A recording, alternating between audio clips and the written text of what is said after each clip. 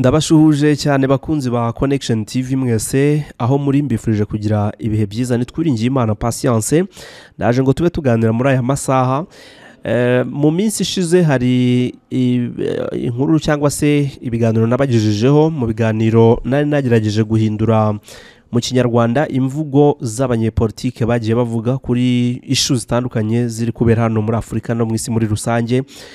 Kuri video nakoze mvuga kuri Julius Malema wo muri Afrika y'Epfo wo uyuriya ayobora ishyaka rya EFF ritavuga rumwe n'ubutegetsi buriho bwa Cyril Ramaphosa cyangwa se n'ishyaka riyoboye muri Afrika y'Epfo, harabagiye bansaba yuko nazababwira kumbwirwa ruhame imwe muzo nashaka zavuzwe n'umugabo w'umupanafricaniste uzwi cyane, umugabo bita PLO no muri Kenya, bamwe mwita nyine PLO Lumumba cyangwa se Professor PLO Otieno Lumumba.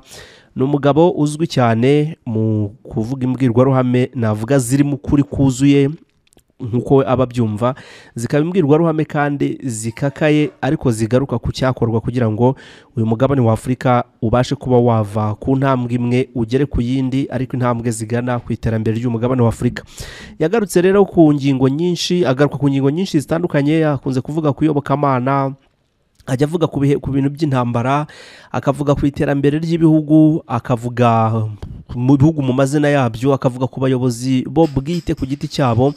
Mbese numwe mu bagabo batajya bapfa gupfana ijambo cyangwa se kuniganwa ijambo. Nabahitiyemo imbwirwaruhame imwe yigeze kuvuga mu mwaka wa 2019, icyo gihe bari i Kigali mu Rwanda. Hari abayobozi batandukanye bateranye mu mwanya ngagenda avuga. Numwe mu bantu yagiye kuvuga ahabwa umwanya agategwa amatwi kubera ko barimo aravuga ibintu bikomeye. Ngiye kubagezaho rero ijambo yavuze rikomeye. Iri jambo impamvu narihisemo ndarihuza n'ibihe by'umutekano utameze neza kuri uyu mugabane wa Afrika. Natereye ijisho muri Sudani, ndeba muri Repubulika Iharanira Demokarasi ya Kongo, ndeba umubano w'igihugu cy'u Rwanda n'igihugu cy'u Burundi, umubano w'igihugu cy'u Rwanda n'igihugu cya Repubulika Iharanira Demokarasi ya Kongo, ndeba uruhare rw'ibihugu bya SADC muri Repubulika Iharanira Demokarasi ya Kongo. Byose ndabihuza. Ubwo numvaga iyi mbwirwaruhame y'umugabo naje gusanga harimo aho bihuriye bishobora kuba byagira umumaro, bityo natwe ubwenge bwacu mu kumenya ibibera mu isi dutuye muri aka gace kacu bukabasha kuba bwarabukirwa muri iyo ngiro. Reka rero mbafashe kumva iyi mbwirwaruhame ya PLO cyangwa se umwite Otieno Lumumba. Ni umunyakenya, ni umunyamategeko, ni impuguke mu bintu byinshi bitandukanye, ntabwo byo ndi bubigarukeho, nawe umukurikira. Aravuga mu cyongereza, ndashyira mu kinyarwanda, ariko nabumva icyongereza ndagenda mbaha umwanya mugende mwumva. Ni Connection TV. Mbere yuko tunyaruka banza ukande kuri subscribe niba utarabikora. Uri kumwe n'Uwiringiye Imana Patience, ugiye kumva yitwa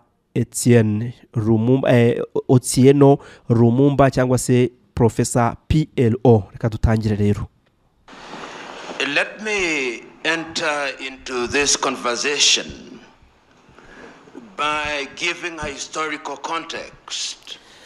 Atereka ninjire muri iki kiganiro ngiye kubagezaho, ariko mbanze mbasogongeze mu buryo bw'amateka. Mbanze nje mu buryo bw'amateka.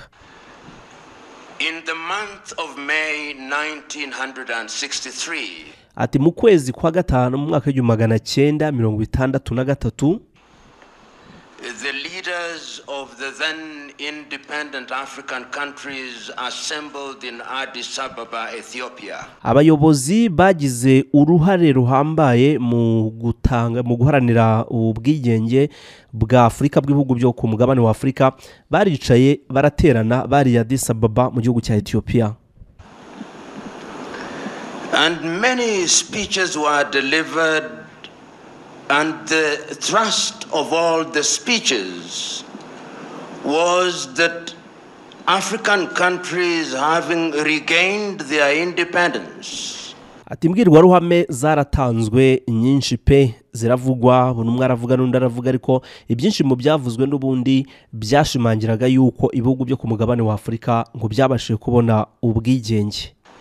Their primary focus and objective was to ensure that they exercised their regained mandate for the benefit of the people to ensure that the people were liberated from ignorance, disease and poverty.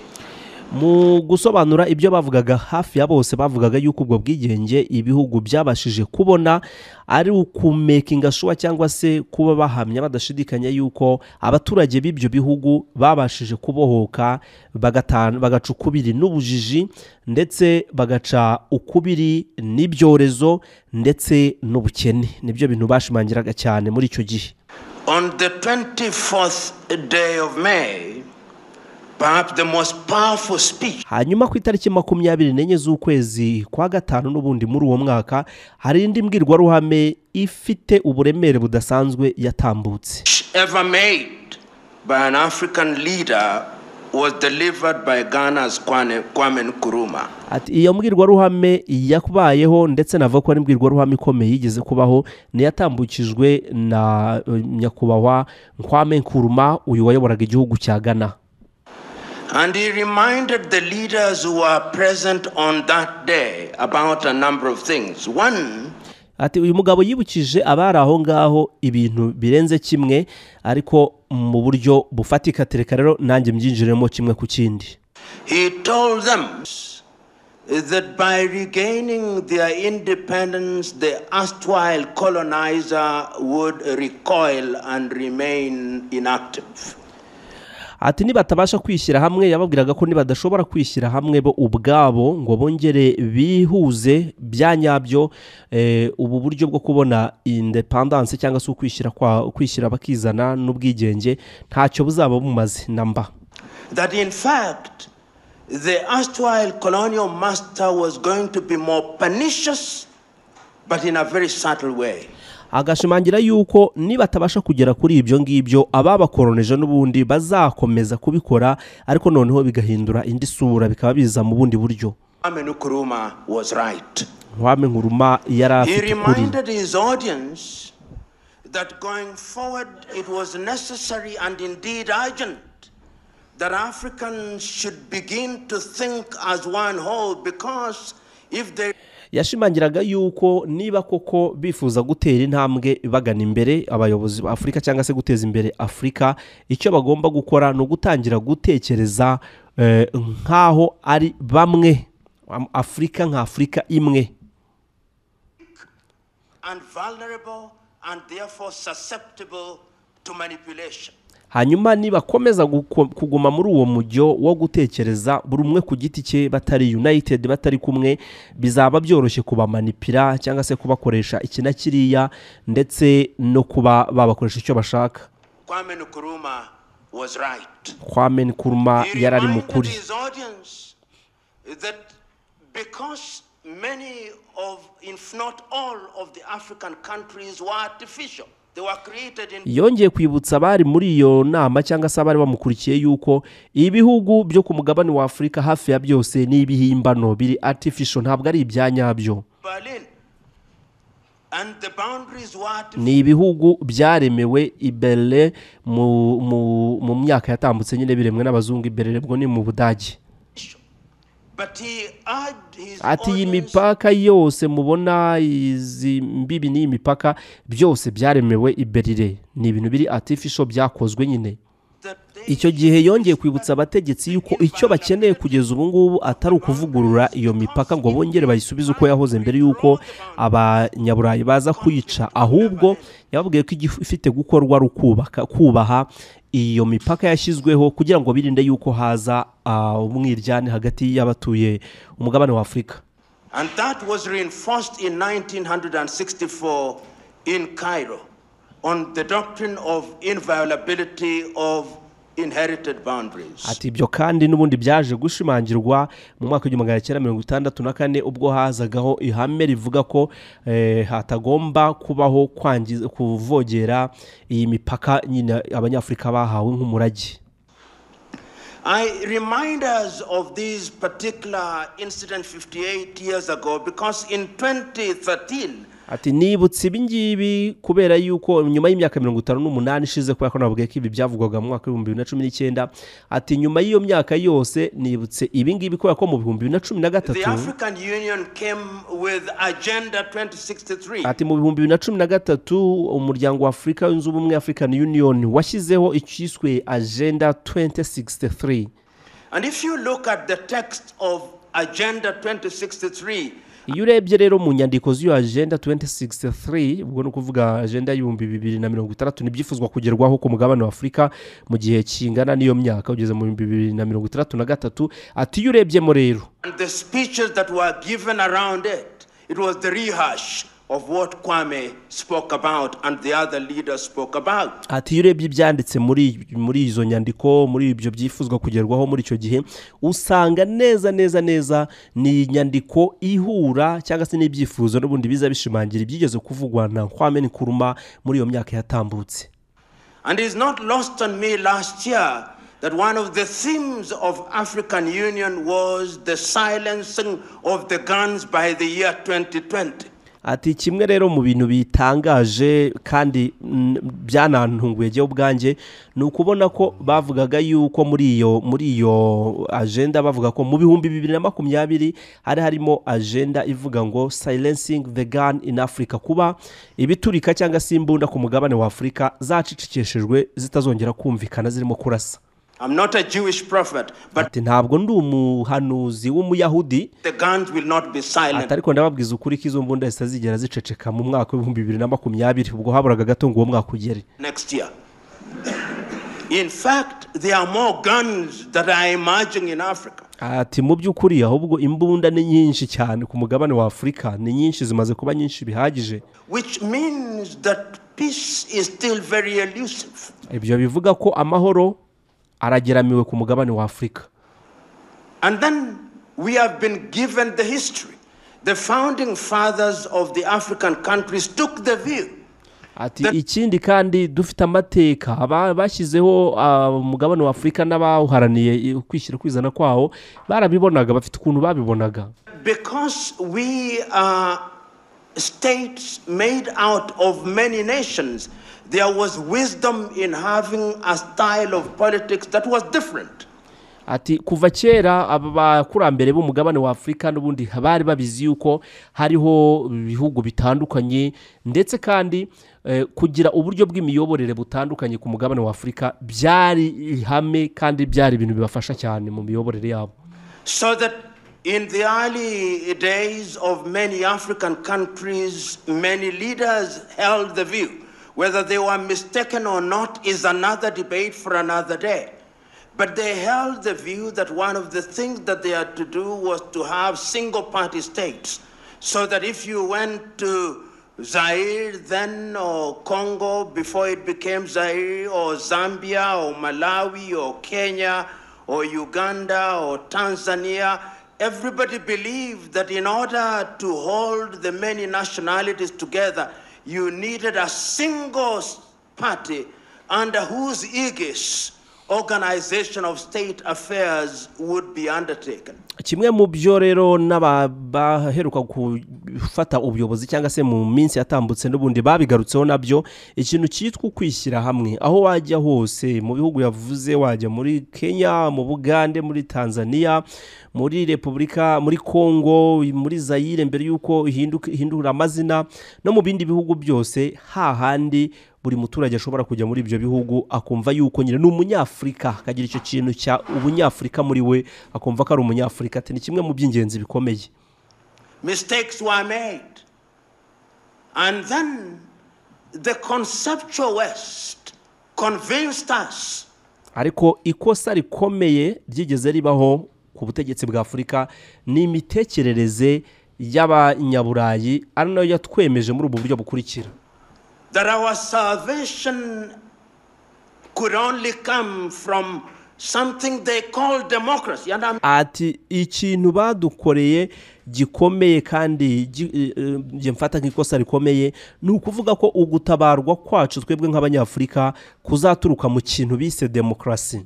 Using the word very deliberately. Ati ikintu bise demokrasi ndarivuga nisanzuye mu mutima wanjye ndetse mu bwenge bwanjye. they call democracy, which they defined. And they defined it in English. Ati iki bise demokarasi rero baranagisobanura bakagisobanura neza bagisobanura mu cyongereza. If you are colonized by the English, iyo mwakoronijwe n'abongereza bagisobanura neza mu cyongereza. French, if you are colonized by the French, bakagisobanura neza mu gifaransa iyo mwakoronijwe n'abafaransa. They defined it in Portuguese if you are colonized by the Portuguese, and bakagisobanura cyangwa se bakagisobanura mu kinyeportugal iyo mwakoronijwe n'abanyeportugal. They defined it in Spanish if you are colonized by the Spaniard. We never mwakoronijwe n'abanyasipanye bakagisobanura neza mu cyespanyol. Ariko kandi kibabaje ni iki, ntabwo turigera twumva igisobanuro cy'iyo demokarasi mu kinyarwanda isobanutse mu kinyarwanda ubwacyo. It was never defined in Igbo or Yoruba. Ntago turumva iyo demokarasi ivugwa ifite igisobanuro mu zindi ndimi za Afrika nk'ikiyoruba, ntago turabyumva na rimwe. And we were told after the collapse of the Soviet Union that democracy was equals to one, multi-party politics. Ati hanyuma mu bihe by'isenyuka byo bumwe bw'abasoviete twongeye kumva batuhamiriza yuko iyo demokarasi noneho ivugwa iyo basobanura ihwanye ngo irangwa cyangwa se isobanurwa n'ibintu bikurikira. Icyambere, multi-party politics, uruhurirane cyangwa se amashyaka menshi mu gihugu ya politiki. Two, periodic elections. Hanyuma icya kabiri, manda z'amatora periodic, kujya kuri mu ntebe y'ubutegetsi ukagira igihe cya manda ukavaho. Three, limitation of terms of the presidency. Hanyuma icya gatatu, manda umukuru w'igihugu atagomba kurenza ayobora, akavuga ngo manda zawe zararangiye ubwo ntiwemeye gusubira ku butegetsi. Ati ngibyo ibintu bitatu batuzaniye bavuga yuko ari byo bisobanura demokarasi. Is how the conceptual West defined it for us. And we who have had the advantage, if it is an advantage at all, of being educated in. Ati hanyuma twebwe rero twagize amahirwe cyangwa se umugisha niba ariko nabyita wo kwiga twize noneho tukigira aho ngaho muri ibyo bihugu byabo mu mahanga nyine. The West, there is a sense in which our thought processes are also confined by those definitions. Ati hari ukuntu ubwonko bwacu nabwo bwabwo bwaragiye buratwarwa butangira kwiyumva muri iyo mitekerereze, ibintu byose dusobanura tukabisobanura n'undi tuganisha kuri ibyo bisobanuro badushyizemo. However much we want to free ourselves, we find our default mode being how we were trained. Kwa kundi turwana intambara yo gushaka kwibohora twebwe ubwacu, ahubwo tukongera twisanga twongeye kwiboha twarabaye drained, byararangiye twisanga muri ako ka box bamaze kudushyiramo. So when we define democracy, we are also caught up in this box. Ati nyine uko turwana niyo ntambara yo gushaka kwikura muri ako ka box kaduheranye mu buryo bw'ibitekerezo, ahubwo niko dusanga dukomeje kwiboheramo mu buryo tudashobora kwinyagambura. We never think without the box. So when we talk about peace in Africa, ati yo tuvuga ku mahoro muri Afurika, and we talk about adversarial politics. Ikibabaje cyane iyo tuvuga ku mahoro muri Afurika tuyadefinisa dushingiye cyangwa se tuyasobanura dushingiye kuri ibyo ngibyo baduhaye, ibyo batwigishije. Nta na rimwe tujya tugira igisobanuro cyanyacyo cy'ibintu byacu byo muri Afurika. Ati political party is not African. Ibi ngibi by'amashyaka ya politiki ntabwo ari iby'Afurika. It is something that we inherited. Ni ibintu twahawe, ni barabituraze barabiduha muri ubwo buryo. Permit me to say at this stage that Africa deals with diversity much better than Europe. Ati cyo nababwira nuko umugabane wa Afurika urarwana cyane, uhora uhanganye, ushishikajwe no kudiringa n'ibintu bijyanye n'itandukaniro ritandukanye abantu kurusha ibindi bihugu byo muri iyi si, by'umwihariko ku mugabane w'Uburayi. If you look at your typical European nation, the Dutch is the Dutch largely. Ati ubirebe dufata urugero nko mu Budage, iyo ugiye kureba nko mu Budage, umudage ni umudage, ni uwo nguwo, ntago ari ikindi. The Norwegians are the Norwegians largely. The Finns are the Finns largely. Abanyafinland ni abanyafinland nyine, nta kindi ujya kubita. And where they have many ethnicities, they don't do very well. Ask the Spaniards if you doubt me. Ati aho hari ati bimwe mu bihugu byo ku mugabane w'Uburayi bifite ibintu by'amoko ubu usanga hari bitagenda timwese mwabikurikira mu kareba ahantu hari ibintu by'amoko itandukaniro ari naryo rirebwaho cyane biba bimwe mu bibazo bikomeye cyane. Where they had many nations in Yugoslavia, ask them. They created many nations to create pure ethnicities. But African nations have succeeded thus far in working with diversity in very unique circumstances. Ati rero gitangaje twe muri Afrika nubwo wumva ngo dufite ibyo izo mpamvu zo kuba turimo amoko menshi atandukanye ariko amateka twereka yuko abagiye bayobora babashije kumanejinga iryo tandukaniro ry'amoko mu buryo bwabo kandi nta kibazo byigeze bibatera mbere yuko abanyaburayi baza kubikoresha nk'ikibazo kuri twebwe. Where the conceptual West, despite their protestation to the contrary, are always interfering in our affairs in a very subtle manner. Ati rero icyo ikibabaje nuko iyo mitekerereze y'abanyaburayi ari bo bayizanye noneho ikivanga muri ya miterere yacu igatangira kutusenya twebwe ubwacu mu gihe akagombye kuba twari dushingiye ku kwiyubaka bishingiye ku itandukaniro ryacu tukubaho ubudasa bwacu n'ubudahura. When we are holding election they will deny. Ati biratangaje iyo tugiye kugira amatora barahakana matora ngo ntabwo aciye mu mucyo. In which they are always moving in a subterranean fashion because the thesis still is that you divide them in order to rule them. That is impamvu nta yindi rero nuko imigenzereze yabo gahunda yabo kugira ngo bayobore n'ubundi n'ugutandukanya abantu juste kugira ngo babayobore. Thesis. We don't say it as loudly as we should because we want to be politically correct and I refuse to be correct. Ati rero ikibabaje nuko ibyo byose tubibona ariko ntitubivuge mu ijwi riranguruye kuko tuba dushaka yuko tubonwa nk'abantu bari muri politike mu buryo bwa nyabyo nyamara nkaho twabikoze dutyo ahubwo tukiyima ku kuba muri politike kwa nyako kwacu. And this is exactly what Kwame Nkrumah warned us about. Ati ngibyo byo rero Kwame Nkrumah yababazwaga nabyo muri bya bihe bimwe natangiye mbabwira. And the political party therefore lends itself to that manipulation. We will be persuaded, because it is us who have gone to school who form political parties, we will be persuaded to form outfits.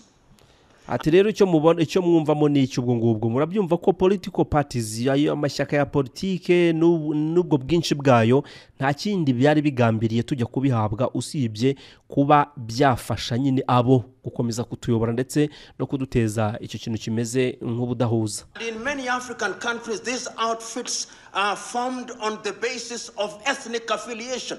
You are typical African political party. Hanyuma ikindi kintu kibabaje cyazanywe n'aya mashyaka mbere yuko twe twifitiye amoko n'ubundi atandukanye ariko ubutegetsi bwacu bukabasha kuyayobora no kuyahuza ariko aho hazi amashyaka uba abantu bajya mu mashyaka akenshi bayoboka amashyaka bashingiye kuri ayo moko yabo urumva igitangiye kubatandukanya ko ari amashyaka. Is simply an assembly of ethnicities, and in many African nations you will discover that what we call elections is simply an ethnic census to determine which ethnic group is larger than the other. Mu bihugu byinshi byo ku mugabane wa Afrika murabibona yuko iyo tugeze nko mu bihe by'amatora amatora aba nk'ibarura rusange rigaragaza ngo n'ubuhe bwoko muri iki gihugu bufite umubare munini kurusha abandi mu bihugu byinshi bya Afrika nuko bigenda. It is Julius Nyerere of Tanzania who said it. He said that the tragedy of Africa is not what the song is, not the song that is being sung, but ati witwa Julius Nyerere ugeze kuyobora Tanzania niwe ugeze kuvuga ngo ishyano rikomeye ku mugabane wa Afrika ntabwo ari ubwoko bw'indirimbo iririmbwa oya atahubwo ishyano n'umuririmbyi. Was very clear that you may have an agenda that is good for your nation, but if you do icyo bishatse kuvuga ni iki nk'ibihugu byo ku mugabane wa Afrika mufite kuba mufite imigambi rwose myiza ku bihugu byanyu rwose mu buryo bwiza come from a particular ethnic group, those who will follow you will not be from your ethnic group. You may sing the best song, but when you look back you'll discover that it's only people from your ethnic group who are following you. atariko ikibazo gikomeye ni iki ushobora kuba ufite agenda nziza ushobora kuba uri umuririmbyi mwiza muri ubwo buryo bwa politike ukajya hariya ugatangira kuririmba abantu bavuga batura umuririmbyi mwiza ariko wakebuka ukareba inyuma ugasanga abari kugushyigikira cyangwa se abikiriza indirimbo yawe uri gutera nabo mu bwoko bwawe gusa atari ukuri umuririmbyi mubi atari uko ufite indirimbo mbi ahubwo ninde uririmba iyo ndirimbo iraririmbwa nande is that the problem. And when you have such a situation, the design is inherently conflictual. And that is why, therefore, when you look at Africa today, you discover that after every election cycle in many African countries, there is conflict. Because ngiyi impamvu rero ibitera ibyo mubona byose by'ibibazo duhura nabyo muzanarebe ingaruka y'ibyo byose nuko buri nyuma y'amatora abaye muri buri gihugu hose nta kindi kibaho usibye conflict n'amakimbirane niyo aza aherekeje amatora mu bihugu hafi ya byose ku mugabane wa Afrika. You go into the election or the political parties go into an electoral process on the basis that we must win, and if we don't win. Ati problem ihari rero ni iyi impamvu ayo makonflict avuka nuko buri gice cyose ayo political parties no ndavuga bajya mu matora intego nyamukuru iri mu mutwe wari kuvuga ngo we must win, tugomba gutsinda byanze bikunze nitudatsinda The elections have been rigged. Nitudatsinda tuzavuga ko amatora yibwe. In other words, we place so much premium on the presidency, and you'll see in many African countries, entry into government is like winning a lottery. Hati biratangaje uburyo amashyaka menshi n'abayahagarariye ibajya kwiyamamaza mu mutwarimo nko intego yo kuvuga ngo nidutsinda amatora biba bimeze nk'aho ari nko gutsinda ya mikino ya lottery, ya mikino y'amahirwe, aho buri wese avuga ati uwama amahirwe nkagera muri office. It is winning a lottery because it gives you access to resources. Ati impamvu nta yindi no kuvuga uti ningera muri office ndabangiza amahirwe kugera kuri resources, ndabangiza amahirwe kugera ku butunzi. And therefore people claim the president. If you are in a country, say, and one of your own means a son, they are normally sons. One of your own sons has won the presidency. The tribe celebrates from the herdsman to the... Hati rero naho bigaragarira koko iyo umwe muri abo ngabo muri ayo moko yabashije gutsinda yageze muri ofisi tayari abo muri ubwo bwoko bose baraserebura ngo batsinze kuva ku murobyi kugera ku muhinzi, kuva ku muhinzi kugera ku mushumba, kuva ku mushumba kugera ku munyabusiness, kuva ku munyabusiness kugera ku muntu wicaye mu biro apfa kuba barizwa muri ubwo bwoko bumva bose batsinze. Professor, from the fisherman to the intellectual, because we have now won the presidency, we have won the lottery, we will have ministers, we will have all these, and everybody else feels excluded, and that generates conflict. Ati ibyo rero bisobanuye iki byo bikimara kuba abatisanga muri bwa bwoko batangira kumva bameze nk'abari guhezwa. Ibyo rero nta kindi bitanga ubwonko butangira guhangana n'amakimbirane akaza gushyirwa mu bikorwa kuri babandi n'ubundi. And we have seen it, whether if we don't see it in Gabon, we see it in Guinea-Bissau. Ibitwara bibonye ingero zirahari niba tutarabibonye muri Gabon dushobora kuba tubibona muri Guinea-Bissau. If we don't see it in Guinea-Bissau, we see it in Kenya. Niba tutabibona muri Guinea-Bissau wabibona muri Kenya, niba atari muri Kenya wabibona muri Sudani y'Epfo. In South Sudan, if one were to ask them what is the problem, the nko muri Sudani y'Epfo umuntu yababaza kuko ni ikihe kibazo bafite mu by'ukuri. is of an ethnic kind. Nta kindi rero byose ni impamvu z'amoko ubwo bari bahanganye muri Sudani y'Epfo yavugaga ni Salva Kiir ndetse na Riek Machar. Because one of our own must occupy the state house. And that is why, therefore, you see, under the guise of democracy in a number of African countries, we create offices which are sinecures. You will have a president, you will have a deputy president, you will have a... Ati ikindi kintu gikomeye kandi ati ibyo byose binundi bizenguruka kuri ayo moko yaje gucibwamo cyangwa se guhinduka ikibazo bitewe na bindi twisa ama political parties nuko uzabona uwageze muri office n'ubundi atangira kurema imyanya itari isanzwe bahujya kumva ngo hari deputy nani hari vice president nyuma akaza katubumve nabo. You will have a prime minister, kumva ngo hari minisitiri w'intebe, kumva ngo hari first prime minister, kaza ngo prime minister, ukasanga hari imyanya myinshi igenderemwa, nyamara ari imyanya idafite ikivuga. Iyo myanya igamije iki? Igamije gushyirwaho abo bakomoka muri bwa bwoko bumwe na wa wundi wageze muri office. Icyo bitanga ni iki? Ni conflict, batabasha kugera muri iyo myanya. Because you have to appoint people into those offices. Africa's long-term salvation demands. Ati rero muri ibyo bintu byose maze kuvuga, ngewe dore uko ibintu mbibona, kugira ngo Afrika ibashe gucungurwa cyangwa ibone ubutabazi, that we avoid adversarial politics. Ati kimwe mu byo tugomba gukora, twirinde politike yo guhangana. Salvation demands that we define for ourselves what democracy means. Ati ugutabarwa k'umugabane wa Afrika kuri mu kubasha kugira ubushobozi twebwe ubwacu nk'abanyafrika bwo guha igisobanuro icyo demokarasi ari cyo. Demokarasi yacu tukayiha igisobanuro mu buryo bwacu. Said it very correctly, Professor, and the good friend from the United Kingdom very correctly. What people want is to participate. Ati nibyo rwose, Bafaransa babivuze neza, Abongereza babivuga neza, kuko demokarasi cyangwa se abaturage bashaka ni ukugira uruhare mu gushyiraho ubuyobozi bwabo. Nibyo people want is to have a government that is accountable. Ati icyo abaturage bakeneye ni ukugira guverinoma ifata inshingano. People in many African countries simply want food on the table.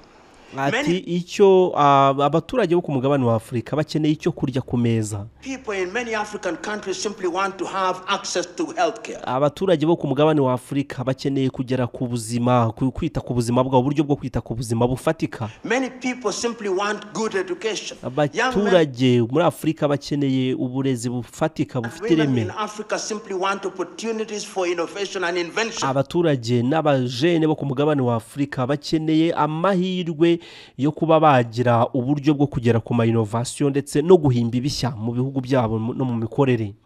And they want a government that creates an environment where that can be achieved. Abakeneye guverinoma zishyiraho uburyo bufatika butuma ibyo byose maze kuvuga bibasha kugerwaho. Therefore, in my view, I think that time has come that Africa must define herself. One of the problems that we have in Africa is that we do not define ourselves. Ati rero igihe kirageze ku mugabane wa Afrika ko Afrika yo ubwayo ibasha kwisobanura y'ubwayo, ikabasha kwisobanura mu buryo bwayo. Probleme ikibazo gihari gikomeye cyane nuko abanyafrika ntabwo tubasha kwisobanura ubwacu, twaribuze. And permit me to annoy you. In many African nations today, after every election, whether we like it or not, atereka nse nk'ubabwira ibintu bitangaje ariko nyine binagayitse. We have observers. Ati buri gihe nyuma y'amatora mu bihugu byo ku mugabane wa Afrika tuba dufite indorerezi. And when the elections are being held, observers may come from Nigeria. Ati igihe amatora bari maraba ku mugabane wa Afrika nyine haba hari indorerezi, birumvikana no mu bindi bihugu byose hari indorerezi. Ati muri Afrika iyo amatora ari kuba tuba dufite indorerezi zishobora kuba zaturutse mu bihugu nk'abavuye muri Kenya, Uganda, Nigeria. What did the European Union say? Elections are being held, observers may come from Nigeria, from Kenya, from Uganda, but people are waiting. What did the European Union say? Atariko ikintu kibabaje n'ukuntu abaturage baba bategereje kumva ngo ese indorerezi zo muri European Union, umuryango umwe bw'uburayi, bavuze iki? You know, this belief by us that the European have a divine duty to tell us what to do. Ati iyo myumvire niyo mitekerereze yo kumva yuko ngo European Union abanyaburaya aribo bafite kutubwira icyo gukora. Iyo myumvire twifitemo, hanyuma natwe tukemera yuko tukagira iyo mitekerereze ivuga ko tugomba kwemera ibyo batubwira, tukumva ko ari wo murongo tugomba kunyuramo.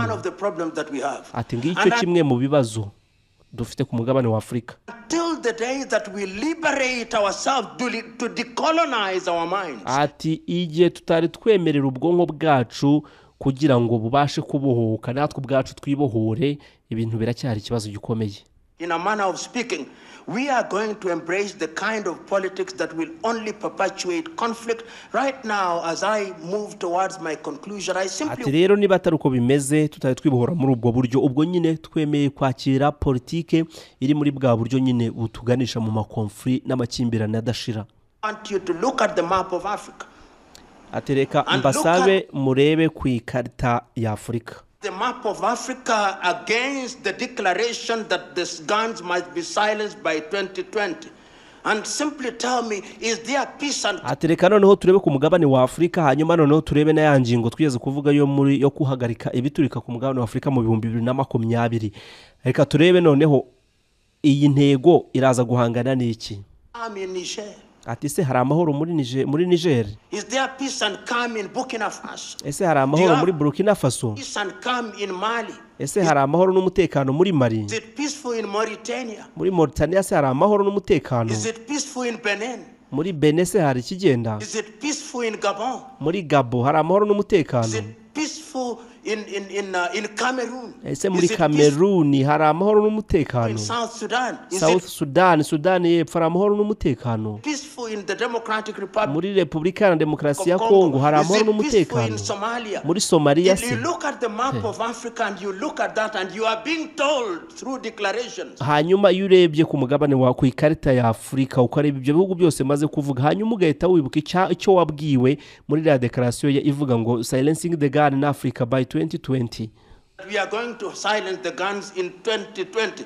It's as if you are being told to go to Kigali, and meanwhile, you have engaged a gear taking you to the Democratic Republic of Congo. Ati ni nkaho akabwiwe ngo ugiye nubireba gutyo ni nkaho akabwiwe ngo ugiye kwerekeza i Kigali hanyuma ugafata indege cyangwa se uburyo bwo kugenda bukwerekeza muri Repubulika ya Demokarasi ya Kongo wayobye.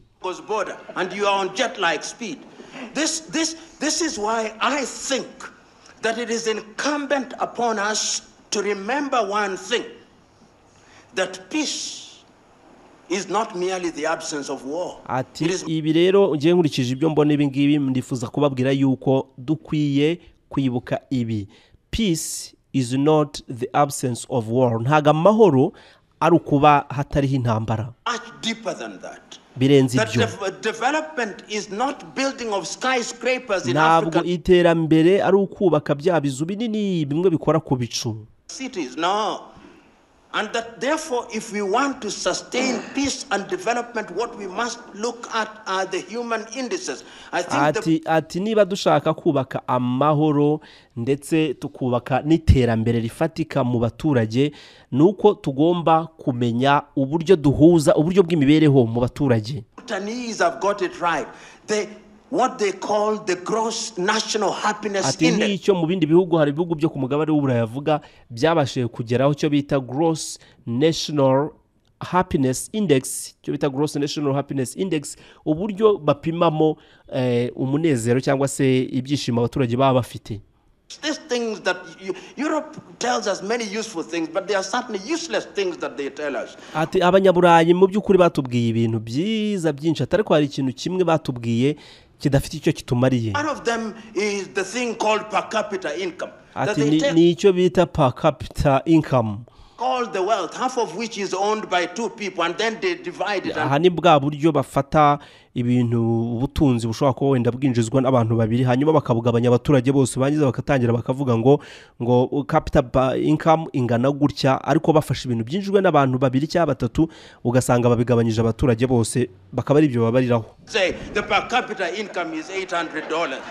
And meanwhile bakavuga bati icyo cya per capita income ugasanga baravuga ngo ni nk'amadolari 800 kuri buri muturage mu gihugu nyamara mu by'ukuri ayo ngayo yinjizwa n'abantu bangahe babiri mu gihugu. The people are suffering. Nyamara abandi barimo barashira. I'm submitting to us that time has come that we must define what development is. I want to go. Igihe kirageze twe nk'umugabane wa Afurika ngo dusobanure icyo iterambere ari cyo. A typical Rwandese village, and beyond peace, beyond the absence of war, I want to see peace at the dinner table.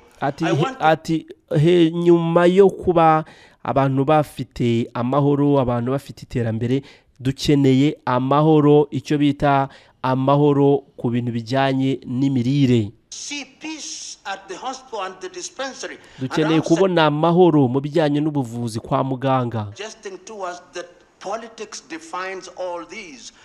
Ati kandi sinumva politike yabitandukanye n'ibyo. Politike itaganisha amahoro kwa muganga, politike idatanga ubuvuzi, politike idatanga ibyo kurya, politike idafasha abantu kubona uburyo bw'imibereho buzima, nta sinumva ukuntu yabisobanutse.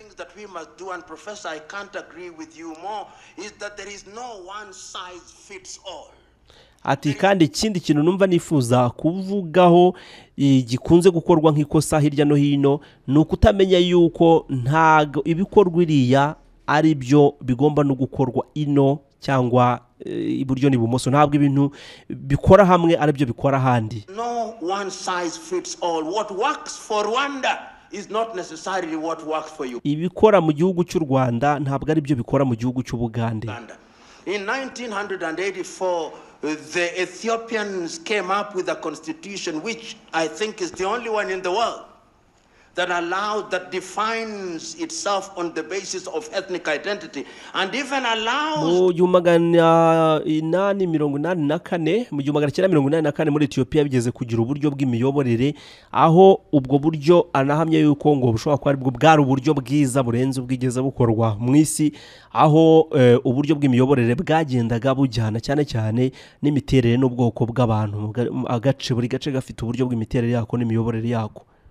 I think is the only one in the world that defines itself on the basis of ethnic identity and even allows the ethnicities to secede under certain conditions. Ati muri icyo gihe ikintu bakoraga kwari ukwemera yuko ibyo bintu by'amoko bihari. Niba muri Afurika dukeneye ko tugira iterambere rifatika kandi rigizwe mu ruhare na buri wese, twemere yuko turimo abantu b'ingeri zitandukanye. Naho tujya kubihakana tukavuga yuko tutarimo abantu b'ingeri zitandukanye, turaba turi kubihisha. Uko kubihisha nibyo duca ruhingana nyuma tukabikoresha mu gusenya. Nowadays when you hear them talking about the vote, nk'iyo urebye muri Leta Zunze Ubumwe za Amerika nk'iyo bageze mu bihe by'amatora hari ukuntu nabo babigenza bigaragaza ko bemera ku itandukaniro ry'abantu ririho. They talk about the Hispanic vote. Bagira icyitwa Hispanic vote, bavuga icyitwa Black vote, ni ikigaragaza itandukaniro. The Caucasian vote. They are beginning to recognize that those blocks are critical. How then do you use them in a manner that is positive? Ati kiba gisigaye rero nyuma yo kwemera yuko abantu bari mu byiciro bitandukanye, ikiba gisigaye ni iki? Ni ugushaka uburyo bwiza bwo gukoresha ayo matandukaniro mu bikorwa bibajyana mu iterambere mu buryo buri positive way. Look at the Democratic Republic of Congo with over 233 ethnicities. Ni gute ushobora kuvuga yuko ibintu by'amoko atari ibyanyabyo kandi bidakwiye kwemerwa mu gihe muri Repubulika ya Demokarasi ya Kongo hari amoko agera muri 233? Ni gute wakwirengagiza iryo tandukaniro mu gihe muri Nigeria tubonamo indimi zigera muri 200? Look at Kenya with over 56.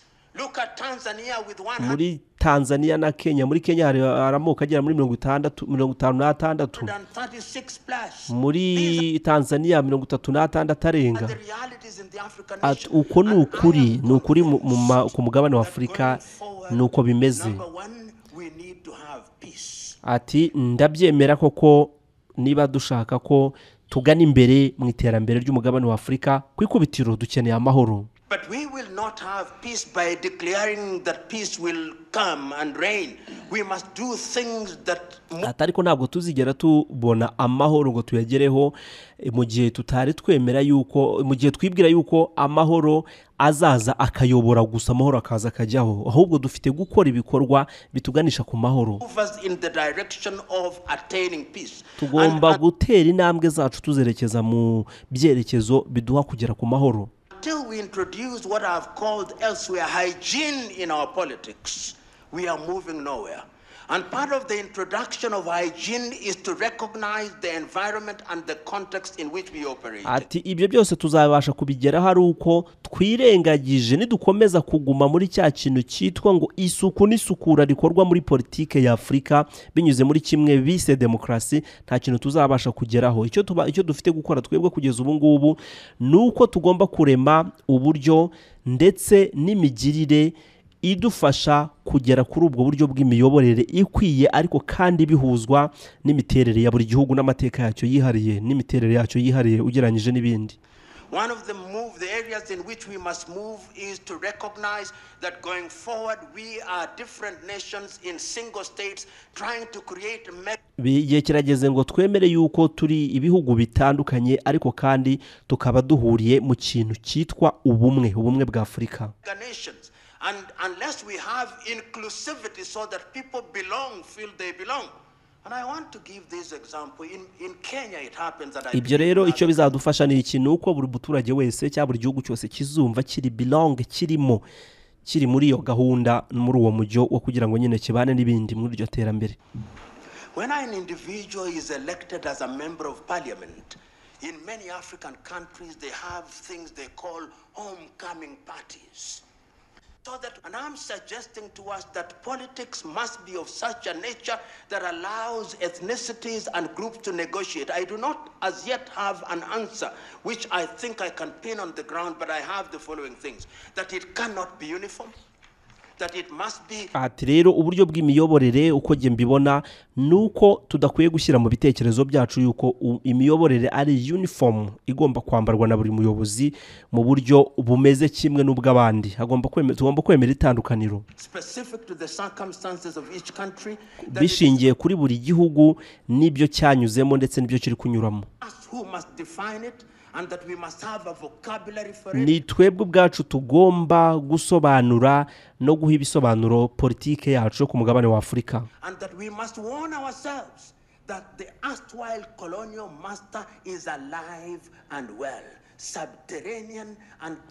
Hanyuma tugomba kuhamanya n'imitima yacu yuko inyota, ubushake ndetse n'umurava w'abakoroni bigeze bagira mu bihe bya kera na n'ubu iyo nyota iracyahari ntaho irajya.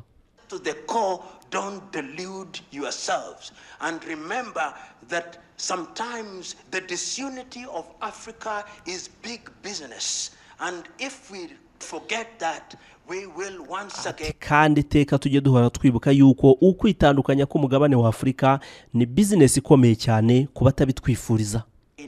Be manipulated. Lastly, ibyo kandi mumenye yuko ukwitandukanya k'umugabane wa Afurika bizoroshya cyangwa se bizorohera buri wese kutumanipira no kutugaraguza hagati. Yitwa PLO LUMUMBA no mu gihugu cya Kenya.